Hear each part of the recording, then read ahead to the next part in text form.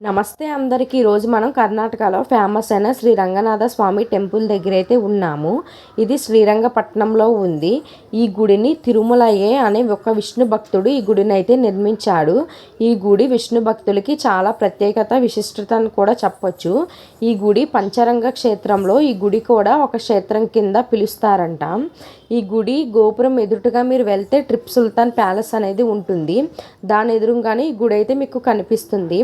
ఈ గుడి మీరు చూసినట్టయితే అటుపక్క ఇటుపక్క కావేరి నది ప్రవహిస్తుంది. కావేరి నది ఫస్ట్ ప్రవహించే నదికి స్టార్టింగ్ వచ్చే గుడి అయితే ఈ గుడే, రంగనాథ స్వామి గుడి. అందుకే దీన్ని ఆదిరంగ టెంపుల్ అని కూడా పిలుస్తారు.